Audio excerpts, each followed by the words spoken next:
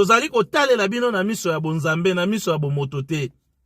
Misala na bino tokoyeba yango très rapidement par rapport ya caméra na biso oyo ezali miso ya bonzambe. Tozalaki na ba paroisse ebele bisika ba mariage elekaki et tomonaki pe discipline na ba indiscipliné oyo babandaki ko défiler na tina ya kozanga kotosa malako ya tata Simon Kimbangu kiangani oyo azali kobelela tango nyonso ete biso ba kimbangiste tokobinaka te.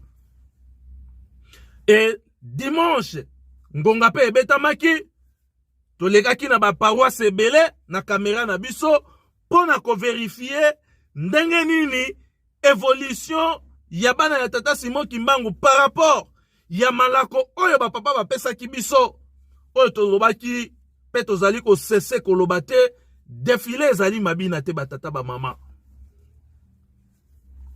Tomonaki lolenge défilé ezali ko défilé, tomonaki lolenge bato bazali ko défilé, to comprendre yango ete une partie ya bato bazali ko comprendre ete il faut du changement pour to accompagner œuvre salvatrice ya papa Simon Kimbangu, pour to accompagner vision ya papa Simon Kimbangu kiangani o ezali ya komema biso na mboka ya elaka. Mingi ya bana ya papa Simon Kimbangu bazali ko comprendre et jusque là pe mingi bazali ko comprendre ete et toye lisusu ko constater ete Satan a commis de plus en plus têtu par rapport ya ba secret spirituel oyo tokomi ko bimisa et a commis lisusu ko multiplier effort pour ete maye tozali koteya ebima lokola tozali koteya en vain.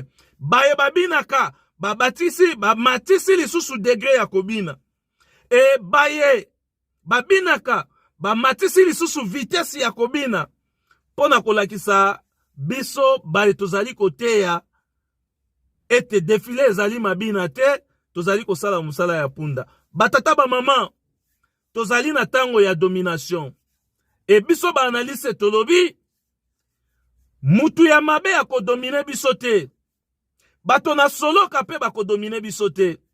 Biso tozali na tata Simon Kimbangu kiangani oyo azali komema biso na 4e génération et puis ayebisi biso ete molimo mosantu akosala na bato mabe te.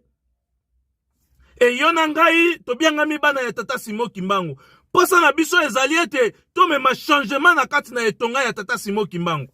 Mais monguna alobi cette fois-ci yepe atelemesi maseke na ye, c'est-à-dire lokola tozali koloba défilé ezali mabina te yepe a multiplier lisusu lolenge ya kobina défilé to kobina ezalaki na mutu ekomi na mapeka et cette fois-ci kobina ekomi na loketo na maboko na makolo tokotisi yango na kati na lingomba tobambi yango kombo tokomisi yango défilé.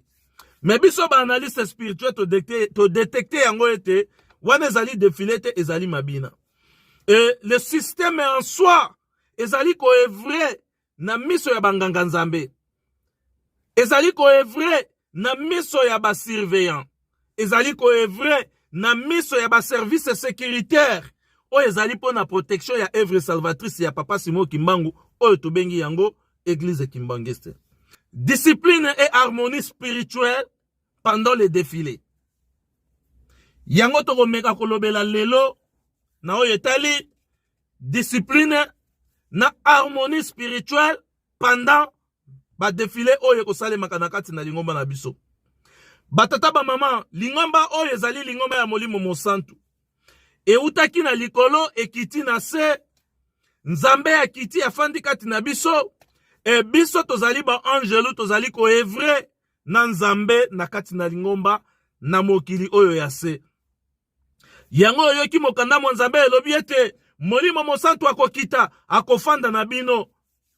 Bino bokoyeba ye paske maye azali kosala bozali ko comprendre yango pe bozali komona yango. Me bayiba mokili bako comprendre yete paske bazali ya yete.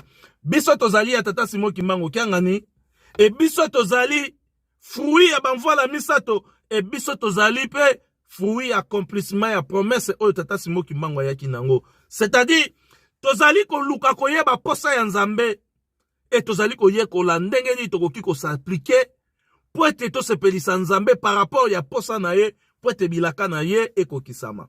Ndenge touti koloba sujet na biso ya mokomwa lelo ezali harmonie spirituelle et discipline spirituelle pendant le défilé. Discipline spirituelle nini tokolobela pendant ba défilé. Et ba défilé nini oyo tozali na yango na kati na lingomba oyo ezali kolakisa discipline spirituelle, c'est-à-dire harmonie na discipline spirituelle oyo ezali kolakisa ete nzambe azali kati na biso. C'est-à-dire ndenge tolobaka yango lere nyonso tokolakisa bino ba défilé oyo ezali kolakisa discipline spirituelle na harmonie spirituelle. Yango tokosenga na régie très rapidement. Balancez-les biso tout d'abord. Défilé ya bandeko na biso oyo tobengi bango ba surveillant. Pendant les honneurs du chef spirituel et bolanda défilé oyo tobengi yango défilé oyo ezali ko accompagner idéologie salvatrice ya Papa Simon Kimbangu. C'est-à-dire tangu tolobi ete Tata Simon Kimbangu azali nzambe akiti kati na biso bokonzi ya nzambe ekiti na kati na mokili efandi. Tozo découvrir yango par rapport ya discipline spirituelle et harmonie spirituelle pendant le défilé. Total lolenge ba surveiller bazali ko défilé. Mwana ya Tata Simon Kimbangu nyonso oyo azali na elembo ako pressentir chair de poule par rapport ya discipline na harmonie spirituelle oyo ezali pendant le défilé. Régie très rapidement, balancez les biso défilé ya bandeko na biso ya ba surveillant pendant ba honneur ya chef spirituel pour te pressentir les harmonies spirituelles et la discipline spirituelle pendant le défilé.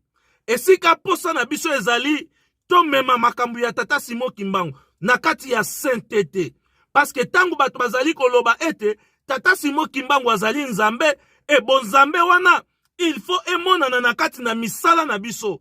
Yango tolobi cette fois-ci nous sommes déterminés pour être tolakisa na bana ya Tata Simon Kimbangu lolenge nini tokoki ko accompagner œuvre salvatrice to vision ya Papa Simon Kimbangu kiangani pour être amema biso na kati na bilaka.